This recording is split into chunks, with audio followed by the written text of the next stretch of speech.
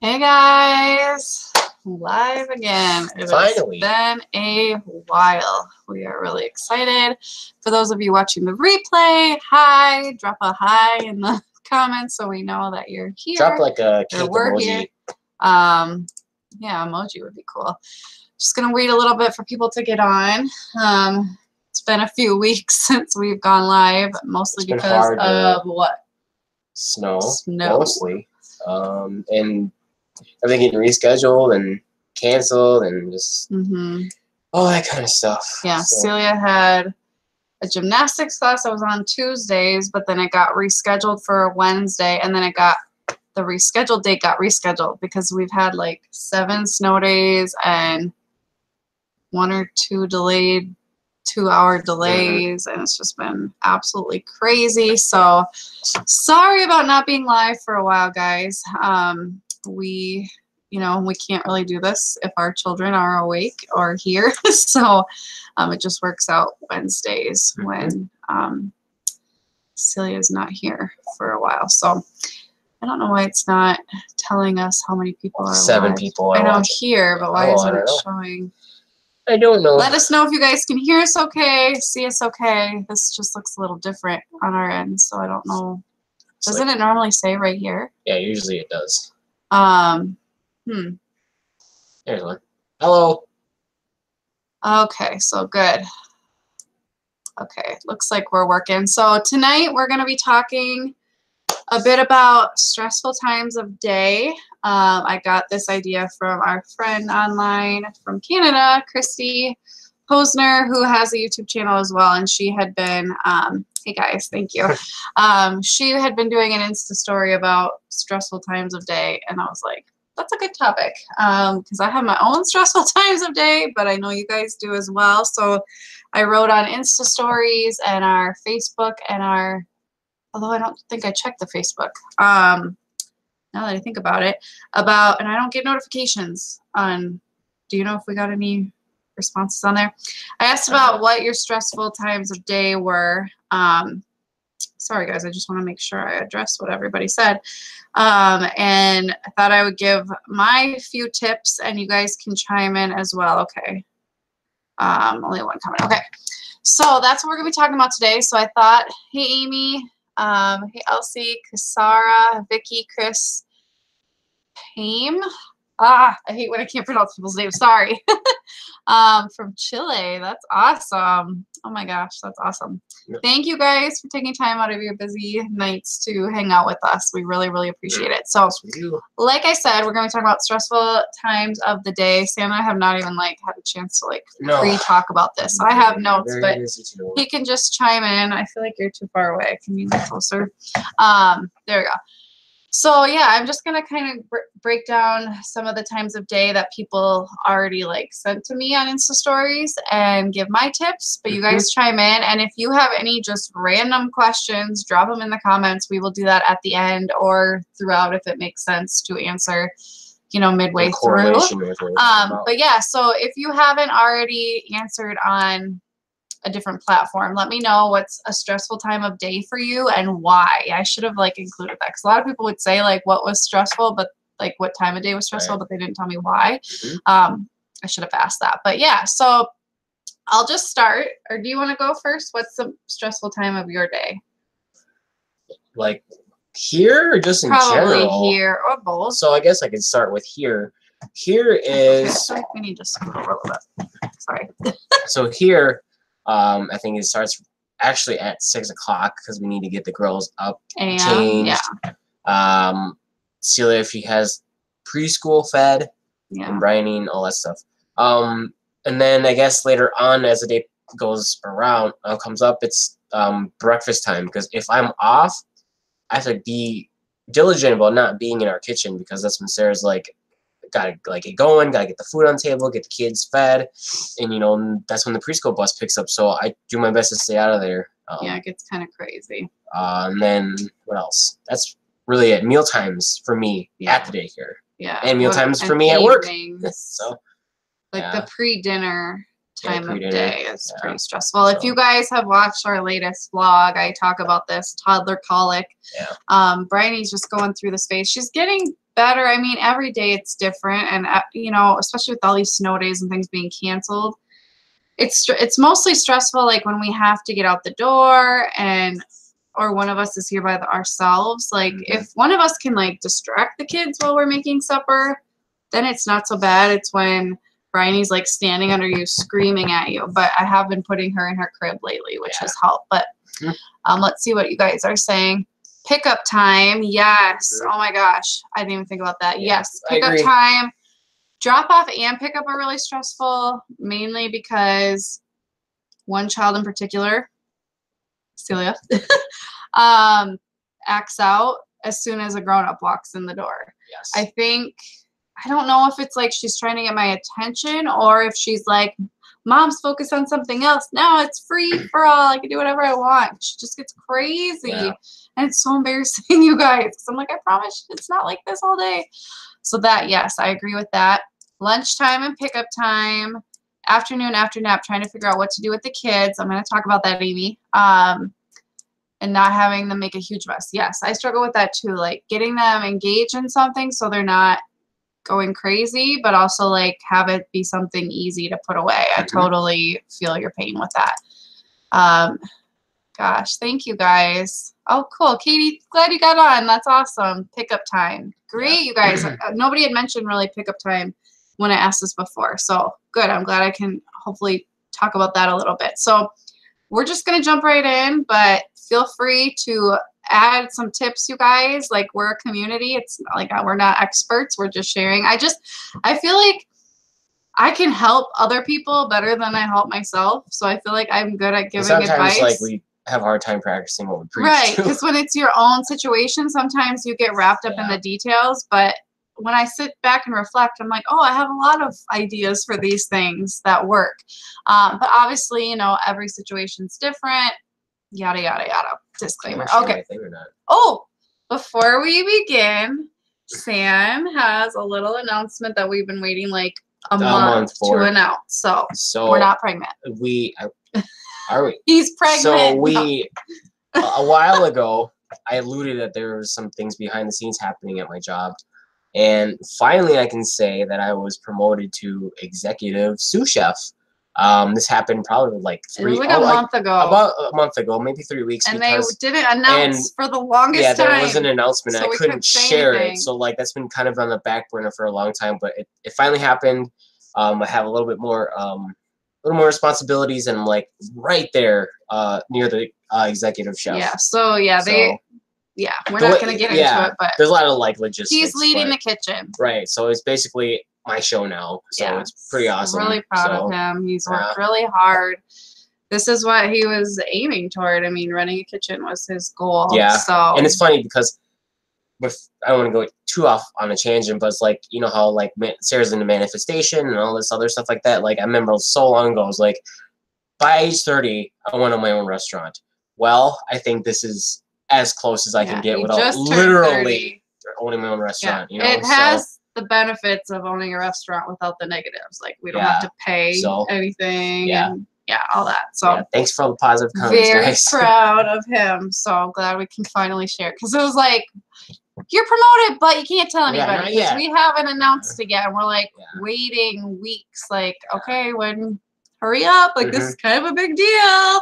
So anyway, we're pretty excited. Thank you guys for all the sweet comments. So so just you guys, if you have additional comments, additional tips, something that works for you in this area of time that we're going to be talking about, leave it in the comments in the live chat or in the replay comments. And if you have any other just random questions, drop them and we'll scroll back throughout. Okay. Vanessa asked, will you still need to work more hours, Sam? It depends on the day. But I think eventually there will be some equilibrium, because right now, like, I have to do orders and on top of schedules, and also we're down a person because he just had a baby, and we're playing. Plus, you're kind of short. Plus, we're short anyway, so we're kind of in like this weird like limbo right now. So we're trying to hire 2 more actually to make up for all that. So it's like they're short 3 guys or women, 3 people. Yeah. We've never really worked with. Want cooking videos? I know, guys. What does that mean? I don't know what that means here. Anyway, so what was I gonna say? Well, I don't know if that was okay. Anyway. I don't care. Okay, sorry, random comments. Anyway, I'm getting distracted. I was gonna say something though.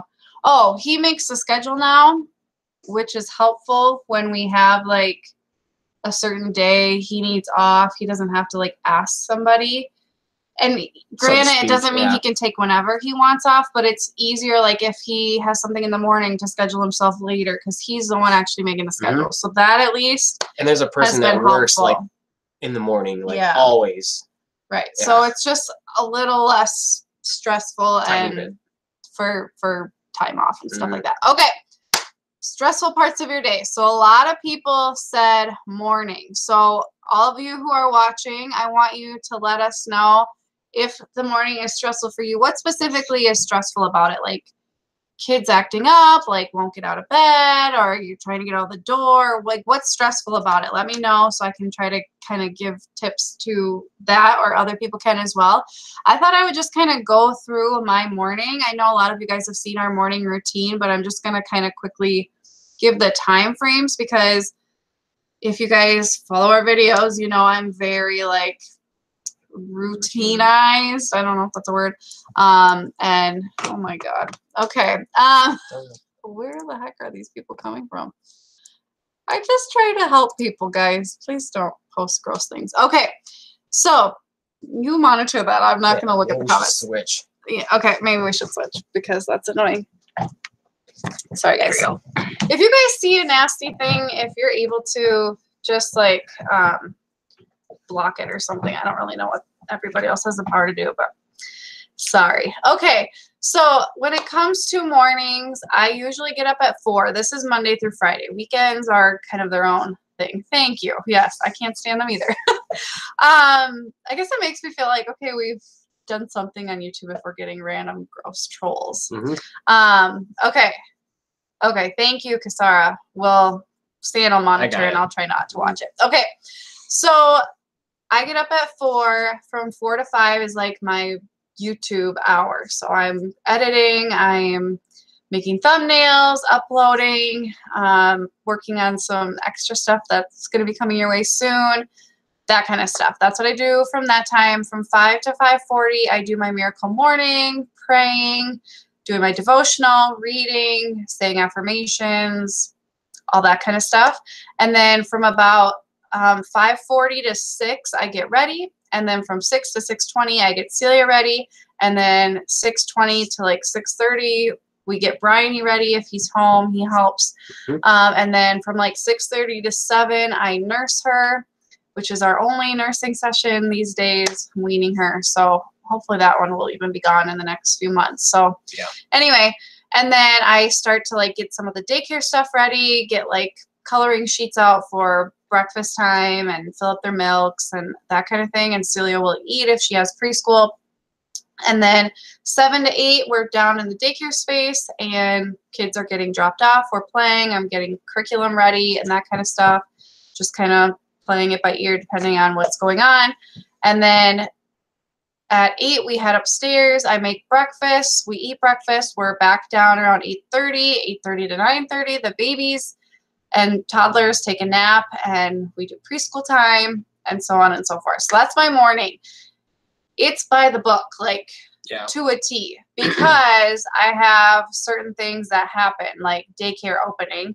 So it just makes sense to go downstairs and just be ready for, even if they don't come till like 7:45. It's just nice to have that routine, and our girls are used to it. So it's just like they don't really question it because that's just what we do. Also, because we have kids who get picked up for preschool on a bus at the front of our house, which the daycare is in the back of the house, you know, we have to be upstairs. So it's taken me a lot of time, but I've really tweaked it so that it's like a well-oiled machine so that we're ready to go when the bus comes. And so I think having those things has really forced me to be really structured. And I think with kids, that just helps so much. Like, I think kids do so much better with routine. Now, I'm not saying like you every minute of every day, but when you have those like stressful times of day, really ask yourself, like, do we have a routine for it? Are we doing the same thing every day? You know, what are we doing to transition our children? Because for Celia, like at 7:50 or 6:55, I have an alarm just set to go off on my phone, which is another tip. Like set alarms on your phone that just go off at the same time every day for certain things. So 6:55 it goes off. Usually I'll warn her a couple minutes before that, and I'll tell her, like, you have 2 more minutes on the Kindle, and then my timer will go off. I say, time to turn it off, and very, very rarely does she ever put up a fight because she just knows that's what happens and that I'm going downstairs and she wants to be around me, so she doesn't fight it. This kind of ties in. Pam asks, what do you do when both girls misbehave at the same time? Good question. What do I do? Okay, for Bryony, I guess I have such a hard time with the word misbehave with the toddler because I don't view her that way. I guess the question's more like, what do you do when they're both going crazy? And I'd say, honestly, it doesn't happen where they both do very often. I feel like Celia knows. She's starting to get that, like, if Bryony's freaking out, I can only handle so much. And she's seen, and I honestly, guys, I have had, like, moments after daycare where, like, I've lost it. Like, was it last Friday? 2 Fridays ago? Last Friday, when you came home and I had to go.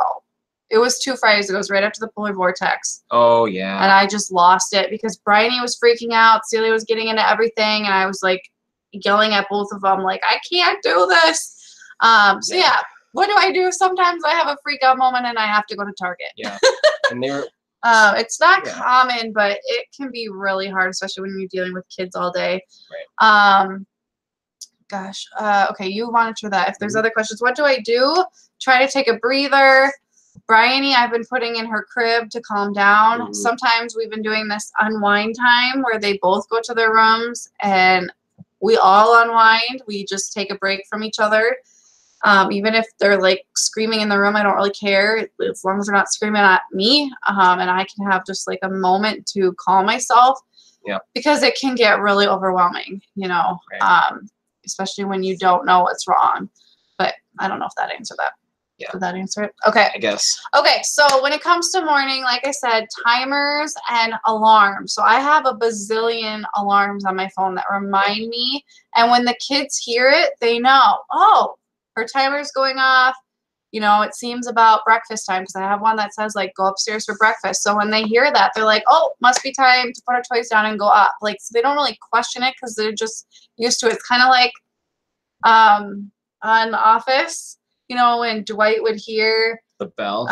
Yeah, the computer boot, he would give him, what's his name? Jim. Jim would give Dwight, like, a piece of gum. And so he became conditioned to be like, you know, be ready for it. And I feel like it's like that with kids. Like when they hear the alarm, they're like, oh, okay, it's that time. I understand. And same with timers. I use timers all the time. Like, okay, guys, I'm setting a timer for 2 minutes. When the timer goes off, we're heading down to the basement or we're going to get ready to go outside or it's potty time or whatever. And they do so well with that. They love having the heads up. And then it's the phone's fault. It's not my fault. You know what I mean? Like with the power struggles. I'd highly, highly recommend that. So the alarm, like you said, signals kids that something's about to happen. So this question from Kendall asks, how do you kids move from place to place efficiently? I have 2-year-olds, and even that feels like herding cats, which is very true. Yeah. Okay, we have a lot of stairs in our house. I'm trying to figure out exactly what the question's asking. So it's like, how do you get people, like, let's say that timer goes off, and how do you get the kids from downstairs to up here efficiently without them being like, sure. Well, I have gates, which helps. So they stay at the gate, and I grab, so I have a 11, 10-month-old, and I have Bryony, who's 16 months, and then I have like a bunch of 3- and 4-year-olds. So, you know, I have a gate, and I now go up first with the baby and Bryony. Bryony can climb the stairs now, which helps a lot. Otherwise, I used to double fist it, or I'd bring one up and then grab the other. So I hold the baby. Bryony goes up. I stand right behind Bryony, so if she does, like, wobble, I can help. And then the kids, I make stay at the bottom of the stairs until we get up because they like to run and, like, hide and be crazy if they get up before us. So now, because of that, I'm like, well, you guys can't handle going up first. You're going to have to go up last. I don't know. Does that answer it? That's how I do it. And going usually, down, the same thing. There's a gate at the top of the stairs. They wait. I'm getting them out of high chair. So I grab the baby out of the high chair. I unsnap Bryony and get her down. Bryony holds my hand and we walk to the stairs. And I go down the first 2 steps and then I grab Bryony and I double fist them. We get down and then the kids are allowed to come down. That's how I do it. And sometimes if the kids aren't like hustling up, she may or may not use like stickers as, I wouldn't say like a. What do you mean? No, never mind. Well, so for example, I think it was today or the other day, a boy was like, got completely distracted and they were supposed to go downstairs. All it took was just a basic like redirection of taking your hands on his shoulders, and you spun him around, and you let him downstairs. That's basically what you had to do. Especially with boys, they like zone out. Yeah, like they just will wander. They are like sheep. They'll just wander. And so you're like, no, this way. So yeah, sometimes I do that, like not like aggressively, but just like, nope, we're going this way. I'm like, oh yeah. So I don't know. Hopefully that helps. Okay. Other tips for mornings, alarms, timers, sticker charts. We did a sticker chart with Celia. We do sticker charts with her for so many different things, and they have worked so well for her. We've done them when she first started using a bed instead of a crib, which was like a nightmare, but is going a lot better now. We had a sticker chart and we had like a visual printout thing of the different steps. And tied with that, I'd highly recommend when then statements. So when you get ready and you do these 5 things, you know, brush your teeth, get dressed, do your hair, make your bed, whatever they are, then you can have Kindle time, or then you can play with your special toy bin, or whatever it is. Like have something that they like to do as the then put all the stuff that they have to do as the when. So it's not if, it's when you do these things, then you can do this fun thing.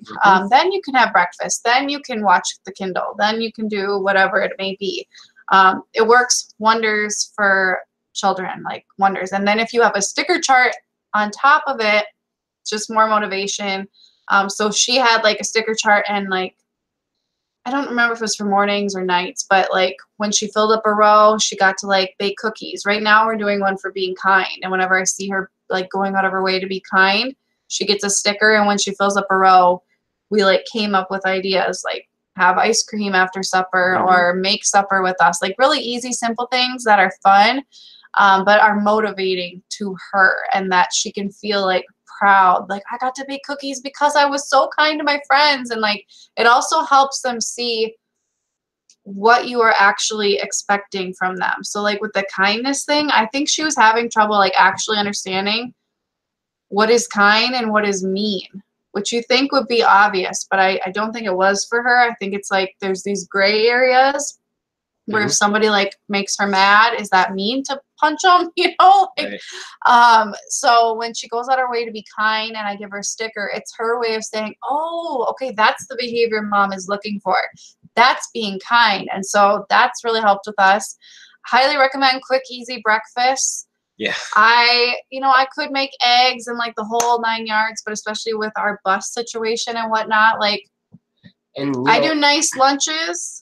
Yeah, that gives you a little more time for that. Yeah. Like the kids like are already kind of squirrely in the morning. Yeah, you don't want to have to it's like put in all this effort for them not to even bother you. Yeah, get the show. And sometimes, honestly, guys, parents will already feed them before they come anyway. And if you probably know that. But. Yeah, so I just do simple. I mean, you can do healthy. You can pre-make stuff or buy healthy bagels or whatever.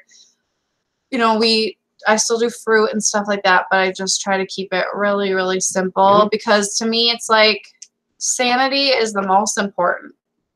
So whatever I can do to balance being sane and happy and calm with like the best I can give to the kids, but you don't want to like give your best but really like lose your sanity, because then you're not giving your best anymore. You know what I mean? Like, yeah, you can serve like organic filet mignon or what, you know what I mean? Like you can do this like extravagant breakfast, but if you lose your freaking mind in the process, what is the point? You know, it's not worth it. So I try to give myself a lot of grace and that kind of thing. Any other questions about mornings that you saw? Something just kind of like, I just wanted to see what your take was. How do you keep Jesus at the center of stressful situations?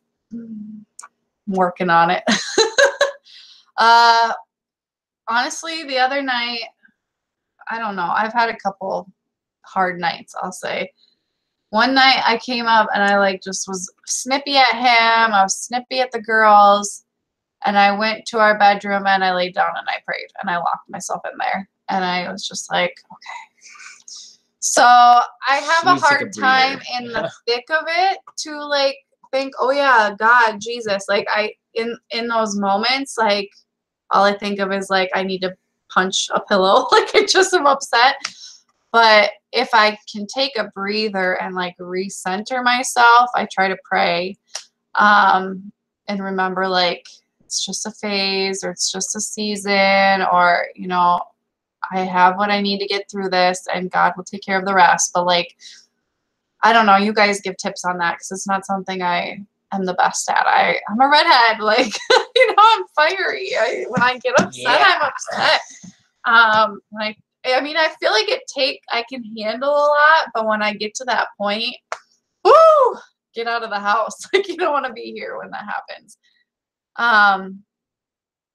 Okay, Christy asked, did we cover getting Celia back to her room when she wakes up early during a miracle morning? Okay, this is something I'm working on right now. She just got her new big girl bed, which you guys will see the video. It's so awesome. I'm so excited to show you guys. On Friday, you'll see the bed, and then on Sunday, you'll see her reaction to it. But it's a loft bed, so she's up high. And the past few nights or mornings, she has not come out at all until her clock turned green at 6 o'clock. And I was like, oh my gosh, maybe this is like our new phase. Like she's not going to come out. And then this morning happened, and at like 5:30, I heard the plunk. It's a big one. She like plunked down from the bed, and I was like, just, you know, as a mom, like you know when your kids are up, even if they're not like out of bed, you can just hear it, you can sense it. So I was like preparing myself. I think I'm gonna be a lot stricter about it. I might put her gates up if she keeps coming out because it's so hard. Like she's so good at, well, Mama, I need help putting my shirt on, or I can't get this down, or, you know, like, it's like, so I'm like, well, okay, I'll go help her. And I know if I say no, it's going to be, yeah, emotional. Yeah. So I usually just do it in hopes that she'll just be satisfied, but then she'll have a new request. And so I think I'm just going to be really hardcore about it. It's going to take probably a few days, but then she's going to get the point that, like, Mom's you're not coming out of your room. Yeah. No matter what, unless you're peeing your pants, you're not coming out. Yeah. Until the clock turns green, because I need that time, and she knows that. I've explained it to her, and I think it's good for her to like have some playtime, alone time to start her day as well. So that's what I'm doing. Just gotta be hardcore. I had to do the same thing when she was coming out of her bed. Mm-hmm. The gates work wonder for her personally. Like at night now, we're back to using them because she asks for it.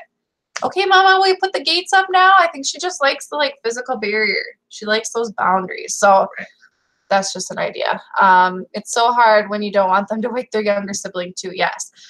Thankfully, Bryony's really good. I don't know. Her fan's really loud, so I don't think she can hear. But she has woken her up a few times, and it's freaking frustrating. And I do get snippy with her when that happens. Like, more than snippy. Okay. Let's see. Ignore this one. Okay. Well, why don't you? Well, I don't know. Let's see what happens. Okay. Okay. Mid-afternoon, I'm going to talk about. So a lot of people said another stressful time is, let's see, after nap if you do daycare till close. Or for a lot of us, a lot of people said like mid-afternoon or like after nap till dinner is like that stressful time. And I agree. And a lot of people said, you know, daycare providers or just, you know, stay-at-home parents or whatever said, you know, that time after nap and snacks when it's like, what do we do with them? Like we had a busy morning, I kept them active and, you know, they were playing and doing all this fun stuff. But now the afternoon comes and it's like, what do I do with them? And Amy had talked about before, like, what did she talk about? Oh, having things that are, you know, easy to do, but keep them entertained. So, you know, and you can talk on this too, but a lot of things I do because I go through this too, is, you know, we do a lot of free play in the morning where they just play and I don't guide a lot of it. But then in the afternoon, we do more guided play. So like I might set up a situation for them. Like today I got out our tent and I made a fort. So like I'm not telling them exactly what to do, but I'm kind of guiding them. And honestly, they played amazingly for an hour straight. It was awesome. Like babies were crawling around, like it was perfect. I will get out Play-Doh, which can be messy for me. I feel like it's not too bad. And you know, sensory bins. I will do stations or centers. We do this a lot where I'll like have 3 different centers or stations set up. So I'll have like the table. They'll either be doing like coloring or crayons or stickers or Play-Doh or slime or magnets, you know, all different kinds of stuff. And then there'll be like a block center, and it's not anything fancy. It's just like I put blocks down and I said, here's the block center.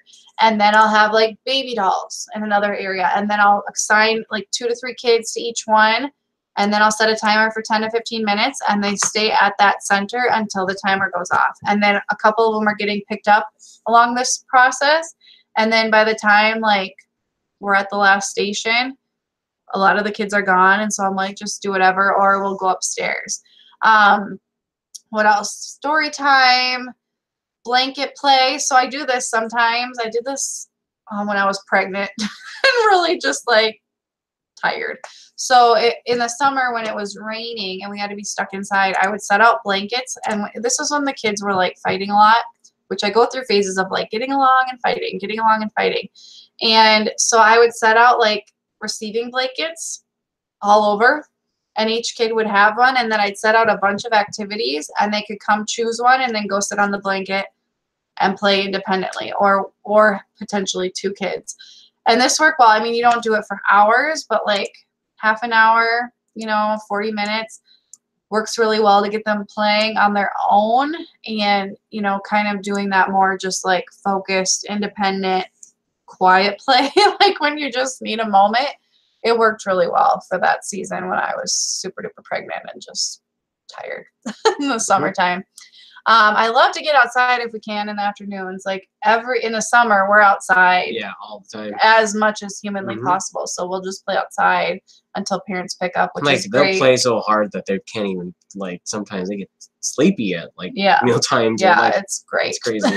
Yeah. Sometimes I'll do, like, a dance party, or we'll do, you know, we have the TV down in the basement now, so we can do like the Cosmic Kids yoga or like a kids exercise video or Debbie Do or Bounce Patrol or whatever, just to, you know, get them focus on something else and like get their wiggles out. And then what I do most days is at 4:30, if there's a few kids left, we head upstairs and they will sit at the table and they will paint with like those papers that have like the paint inside, like so it's not very messy. It's just like they just have to have water and a paintbrush. Or I'll give them stickers and crayons. Sometimes I'll do Play-Doh, depending, you know, stuff like that that's relatively easy, puzzles. And so they just sit and do that until parents come, and then that allows me to get supper started, which is really, really nice. And you know, what I do with Bryony and the baby during this time, like if we're doing centers, Bryony's starting to be able to kind of be around. If we're coloring, she'll try to sit and color, because as she's at that age now, if I contain her, she screams usually. The baby's usually okay playing, or I'll just hold her because she gets picked up by 4 usually, so it's not a very long time. Yeah, any other tips you guys have, leave them below of like that after nap time. As far as dinner time chaos, like I said, we're struggling with this right now. Do you want to take it over and share some of the things we do to help with that time of day? Dinner time chaos. It's tough because I'll come home and then like the routine is I'll take Bryony upstairs because it's a multi-level house. Yeah, he takes her and I'll start on dinner, and usually we've made it already. We just gotta reheat it. That's kind of what we've been doing instead of like baking it. You know, 5 dinners 1 hour. If you guys been following us for a while, So we prep the food on Sundays. So it's like on and Sundays, it's cooked all the way, and we just got to reheat it. Huge time saver, highly maybe recommend frozen it. vegetables. I have potatoes sometimes. There's on keto, you know, she'll have cauliflower rice and stuff like that. But that's hard for me because Bryony's constantly screaming.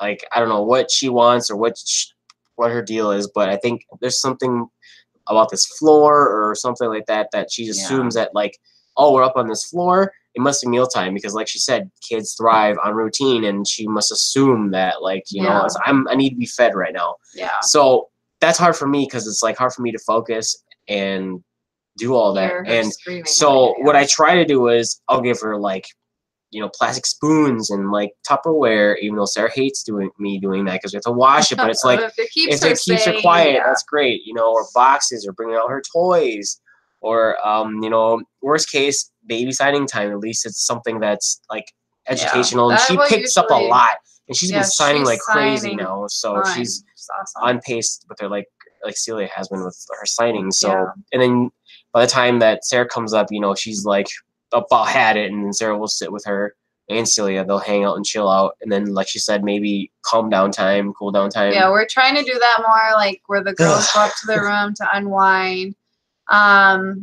What else? Another tip, we don't do this a lot. We probably should, but especially on busy nights, it's hard. But I think, you know, if you can start dinner, but then take like 10 minutes and just get on the floor with them, with your kids, because I think they really, whether you're working mom, stay-at-home mom, daycare provider, mom, like, our kids crave that time with us. And, you know, if you give to them, a lot of times they'll give back to you. And so I think that is really important, and we don't practice that enough before dinner. We do a lot of, like, playtime and family time after, but it's that, you know, probably Bryony's also craving attention and stuff like that. But I feel like with her right now, just the phase she's going through, like, you give it to her, and then if you go back to cook, she's still gonna scream. I think she's like hangry too. So anyway, can I keep going, or did you want to keep going? No, another great thing, like in the summertime, what I plan to do if he's home is go for like a quick walk after daycare. I think it's a wonderful thing you can do if you don't live in the tundra where you want to move away 6 months of the year. It's just to go for like a quick walk around the block with your kids. I think it's a great, like, literal transition. Like, this was the beginning of our day. We go for a walk, and now we're starting fresh as a family. And, you know, it's getting their wiggles out. You're outside. It's, like, refreshing. And then you're hungry when you get back, and then you can eat. I think that's a great thing to do. You know, divide and conquer if you're, you know, married or living with your partner. If you can, one of you take the kids and one of you cook. It's just way easier that way. And sometimes, like, Sarah, depending on, like, how the day is going, she'll just be like, I need a Celia mama night. Like, I just got to get out of the house. Celia's been acting up, or what have you. Or I just, you know, I like that time with her. I like taking her shopping. She's really well behaved. That helps out a lot, too. If you guys just need that mental break, and if your, you know, husband or significant or whatever can help out, like, I just talk about it ahead of time, because he said to me, if you need that time, tell me. I'll make it work, because I know it'll be better for all of us. And, like, I am just, you know, it's like the opposite. Like, I leave to go to work, and I'm craving to come home and spend time with my kids and my wife. Whereas Sarah's like, she's been at work and with the kid all day. I do crave it, but sometimes, like, especially that polar vortex we had, I was inside 24/7, hadn't left the house with children all day, every day, like, literally had not stepped outside for like 6 days, and I just snapped. And sometimes it's like, with all these little ones, like, pulling and begging at you and asking so much out of you, like, you just kind of had enough. And she mentioned it in our last vlog, I want to say, like, sensory overload. Like, it's your brain's fried at the end of the day. You know, what do you do? You know, like, it's hard. So self-care, getting out. You know, highlights magazines we love. We pull those out. I love our, like, craft cabinet, because for Celia's age, she just turned 4. At least her personality, but I know a lot of kids that age, like, love crafting and she's been things like that. Drawing lately. So we can just go in there and pull out anything, and it'll keep her entertained until supper. Stickers. We've got, like, those color forms, puffy stickers. There's, like, Melissa and Doug sticker books, magnetic people things, Oh yeah. highlights magazines, puzzle books, Play-Doh. puzzles, Play-Doh. I mean, you name it, the girl's got it, and it's wonderful. And it's just she sits down, she gets like focus, and it's really helpful. Yeah. And then it's more just Bryony we have to deal with. If Bryony's not screaming her head off, she's usually really good with like toys. She's running around the house on 3 of the 4 levels of our house. She'll just go play, run, get into everything, and like just be great for hours. But it's just this level of the house. The kitchen. I think it's mostly the kitchen. Bizarre. So. Okay. Anyway, okay, so maybe we'll jump into questions you guys had. I gotta get going soon. Okay, yep, Stan's gonna have to be going soon. Okay, I have to block some of these comments. We've had a lot of trolls today. I had a lot of them. It's good times. Cool. Must be working our way up. Let's see here. Wow, you guys, this is awesome. So one question is, which I think kind of ties into all this, is how do we have energy to do all this? And you know, because someone's like, you up at 4 o'clock, how are you still awake right now? Or, you know, and especially talking about stressful times of the day, how are we still doing this? Like, I'm struggling right now because I got up and I got a workout in, and I snowblowed for like twice as long as I normally do. Took Celia on a daddy dollar date. Yeah, went and got groceries. Like, I'm done. Yeah. I mean, normally at 7 we are pretty much done. You know, we lay Celia down, which sometimes is like a whole hour ordeal because he reads to her. If he's home, he puts her down because I put them all down all the other times, and that's our connecting time. So their relationship has gotten a lot better, I think, since we started doing that too. It's the best it's been.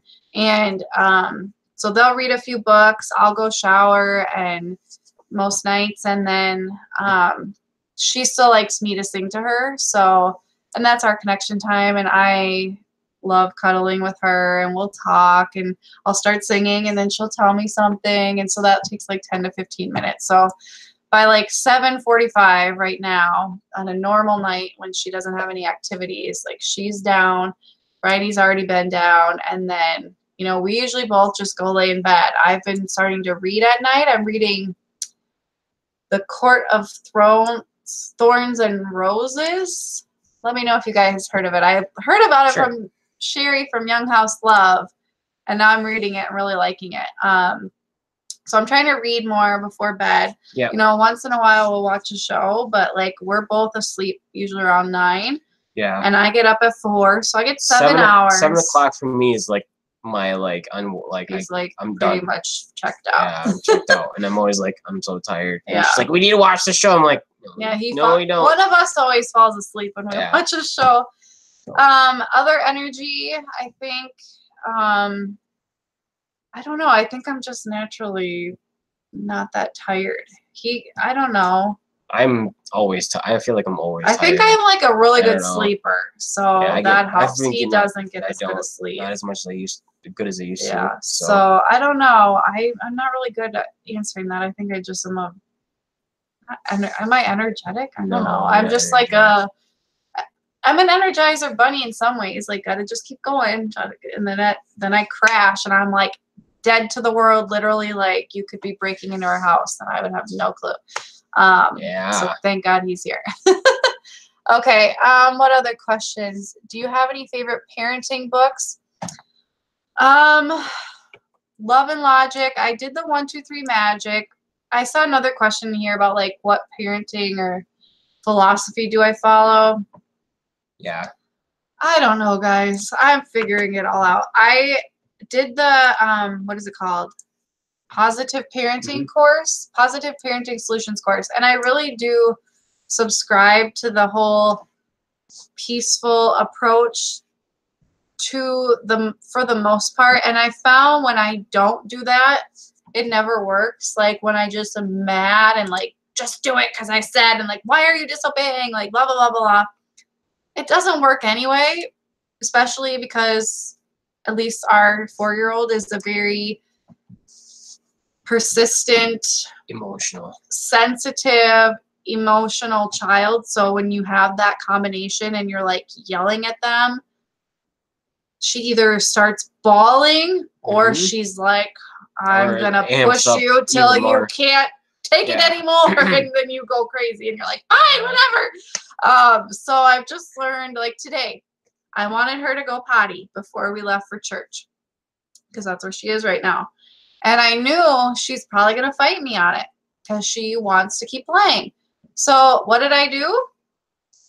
I started singing a potty dance, and she was laughing freaking hysterically, and we're all in the bathroom like, Celia's going pee-pee on the potty, and she was laughing, and she went, and we did a song for washing her hands, and Bryony was laughing. Oh, yeah. And then I raced her to get her shoes on, and it was the smoothest, most peaceful. Yeah, like make a game of certain things. We try. In the, you know, sometimes you're like, just obey, I'm your mom, why are you not, you know, like, but that always backfires. So I don't know why we do that, but so I definitely, you know, lean more towards the positive, peaceful, like not like permissive at all. Like these are the rules, but it's more about like finding a way to get your kids on board and let them have control over their actions and have the natural consequences, and, you know, do it in a loving way that's fun.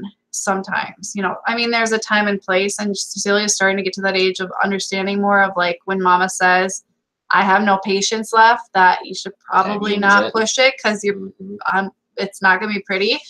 But for the most part, you know, we're getting there. And I think it's, you know, as new parents too, I'd still consider as new parents, like it's learning what works for you. It's learning what works for your kids. I don't think there's one methodology that works in every situation for every child and every parent. Yeah. I think it just really depends.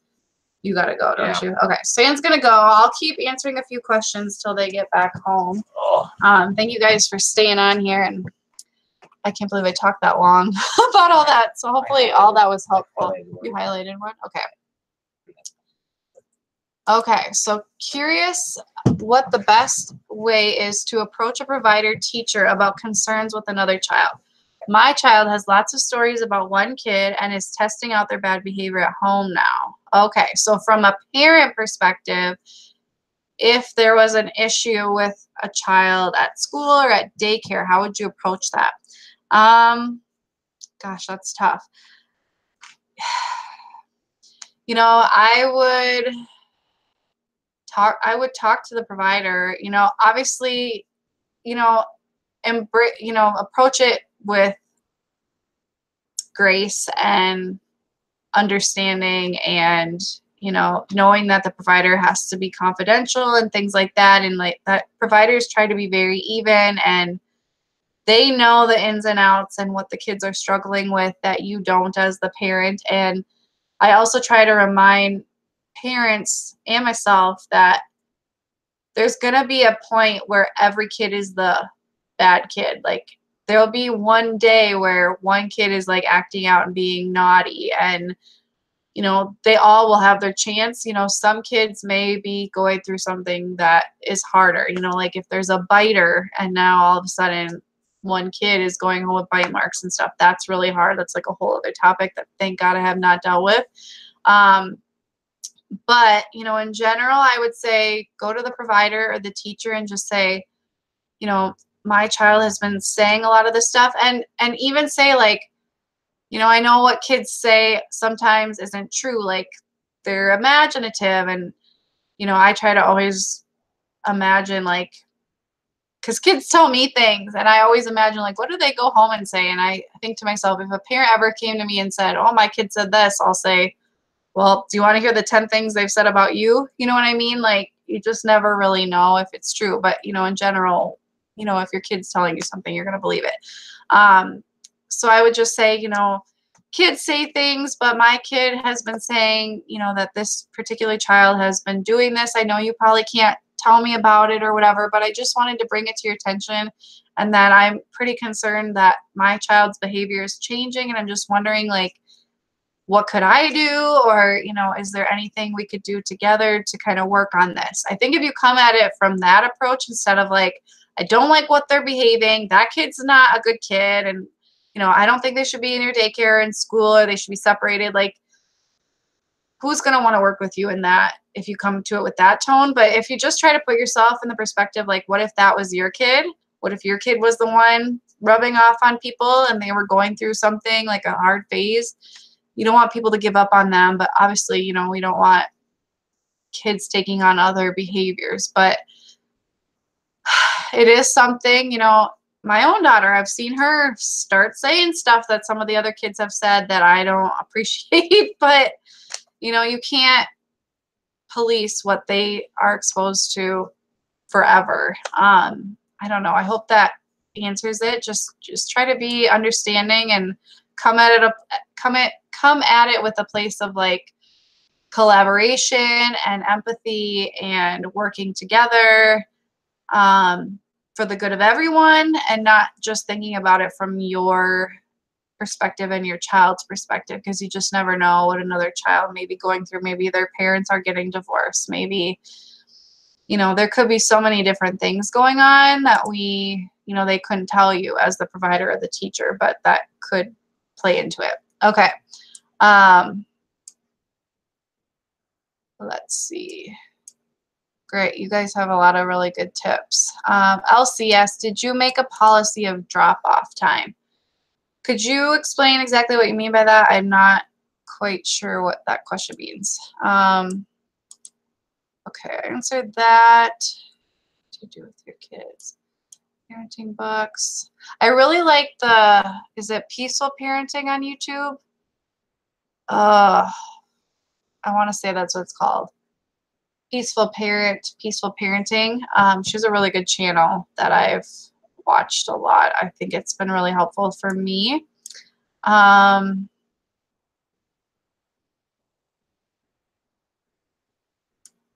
see. Do you have any videos about how to educate parents when you know their parenting habits are affecting the behavior of their children? I do not. That's a really tough one. It's really hard when, I mean, we can't tell parents how to parent. I'm not a perfect parent. You know, wouldn't want somebody else telling me what I'm doing is wrong. And, you know, I can sit here all day and be like, oh, I know that child is doing that because their parents, blah, blah, blah. But we don't really know.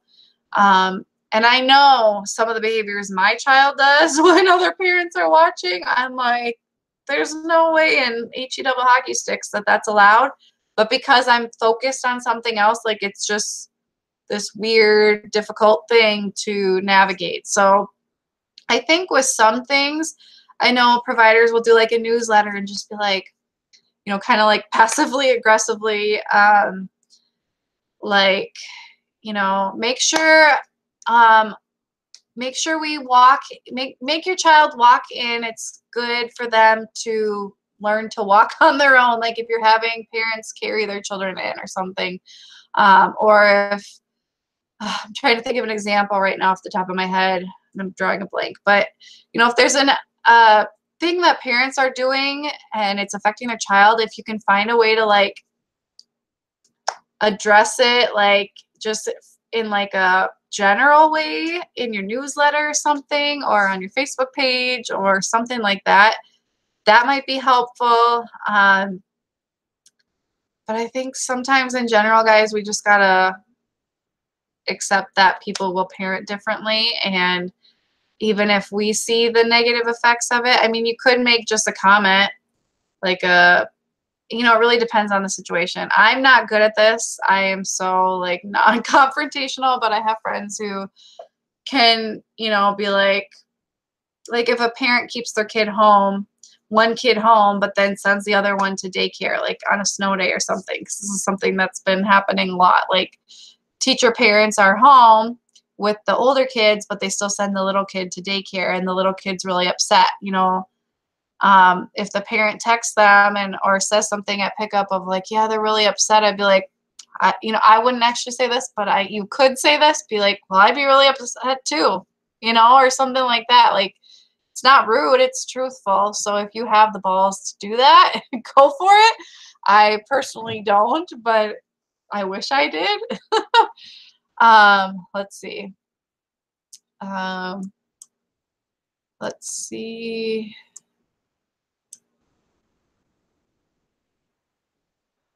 Do you walk the kids to the bus that go to school? For me, like, the bus comes right to my front door, like at the end of my walk. So I stand there. Sometimes I'll help them down the stairs. You know, for licensing, if I were going to go out to the bus, I'd have to take all the kids with me. But I stand there, watch them, and then when they come back, I stand at the door and wait for them. So we have eye contact and whatever. But they're not like walking down the street or anything. It's literally on my property. Let's see. Okay. Just want to make sure. At what point do you feel your YouTube channel really took off? I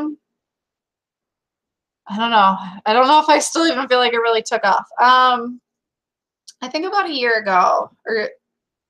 So we used to have the channel Marital Glue, which was a long time ago before we had kids, before we even bought our first house. You know, it was more about like, I don't know, because I want to talk about marriage, but I also want to talk about fixing up your house and blah, blah, blah. So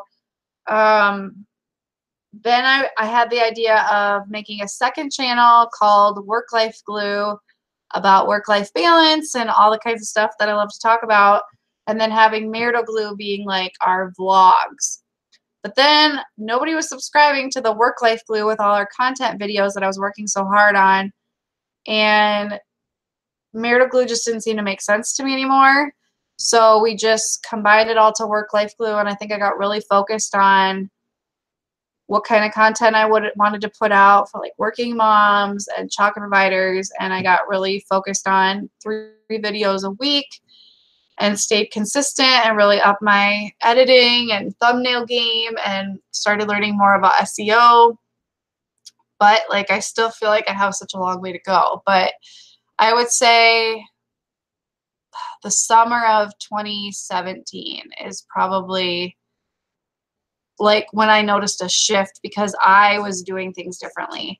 But I'd say, I need to keep better track of like when we hit what milestone, but I'd say like the last 6-8 months, it's been going a lot faster. I'm not quite sure. Jennifer, I'm opening next week. That's amazing. Good luck, and you got this. Just don't quit. You're going to want to quit sometimes. It's okay.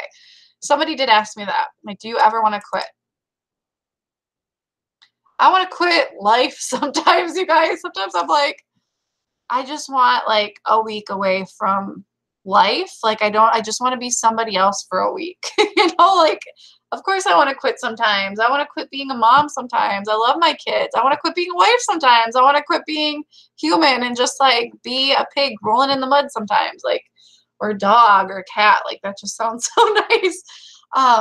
Yes, I have moments where I want to quit. Trust me. I feel like any job you do, there's going to be moments. How do you handle children that constantly want to get off their chairs while eating meals? I only have one that does this, and it's my own. Her, I'm a little more lenient with because it's her house, and sometimes she gets overwhelmed just having kids around all the time, so I'll let her go in the living room. The rest of the kids, I mean, if they're getting really antsy, I make them go to the bathroom. I'm like, you seem like you need to go potty. Why don't you go potty? And then usually that like helps them get redirected, because usually when they're like that, they're done eating, and usually we wait for everybody to be done before we move on. So I'll just like have them go to the bathroom. Now that I think about it, that is what I do. What else?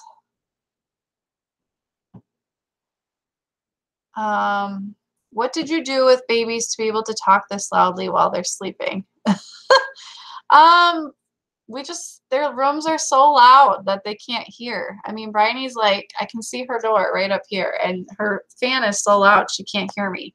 So that's what I do. My daycare kids have a fan on.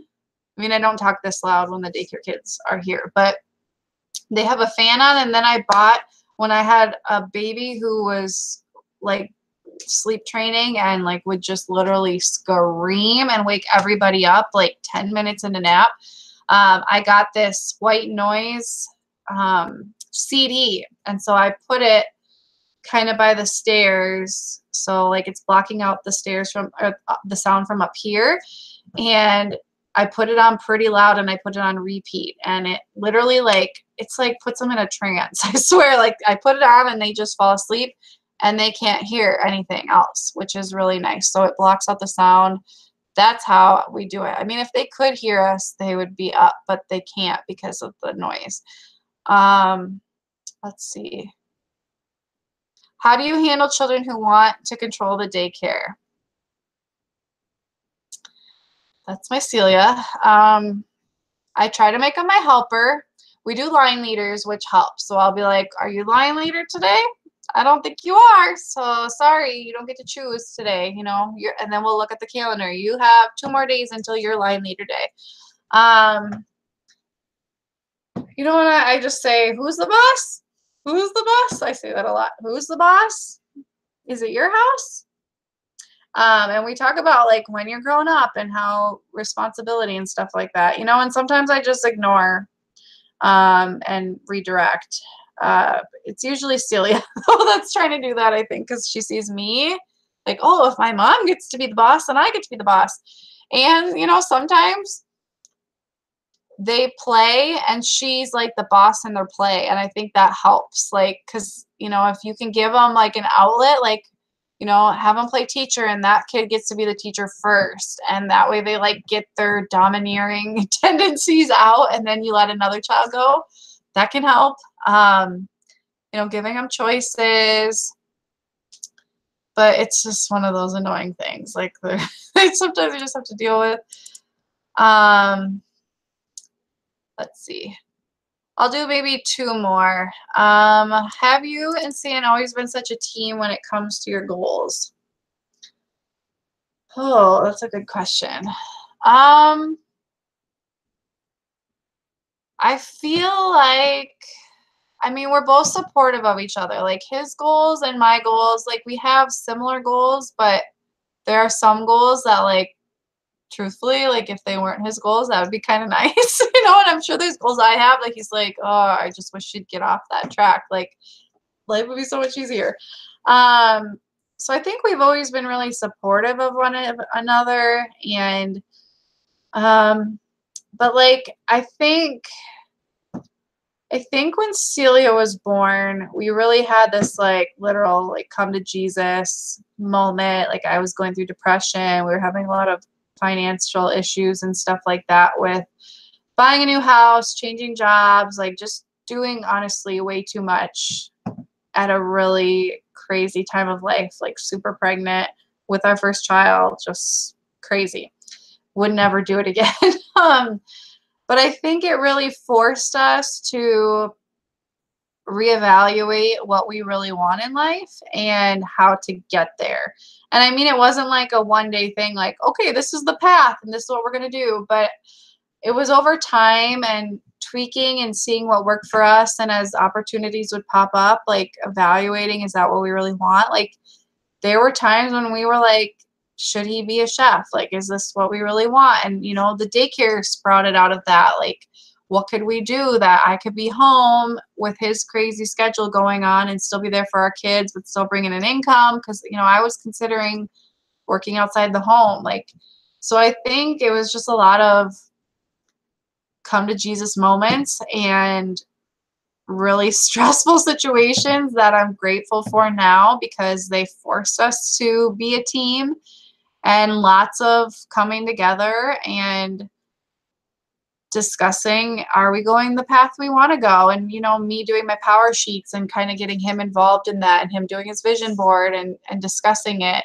and just trying to make sure we're helping each other live the life that we're supposed to live, if that makes sense. Like taking a moment to step back and say, like, what does God have for him? And am I supporting him in that? And vice versa, because just because we're married doesn't mean all of our things have to be perfectly aligned and like we always do the same things. Like we're 2 different people. And so just really trying to support each other, but make sure our goals at least can like go down this journey together and they aren't like conflicting, if that makes sense.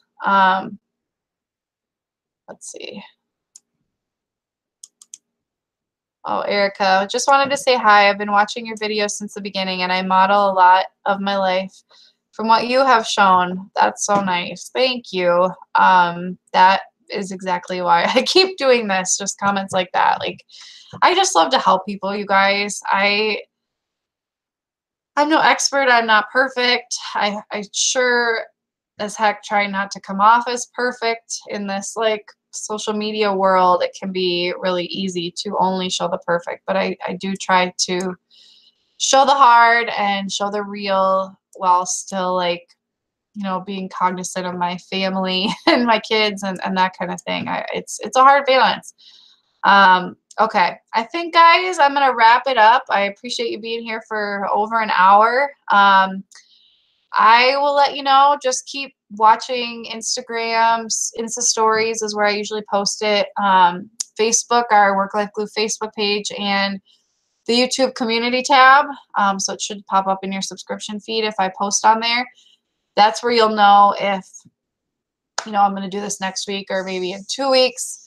We're trying to balance because we love doing this, but at the same time, sometimes it's like the only time in the week where we have like time together. So trying to balance like marital time with YouTube love of our community time. So I'll let you guys know.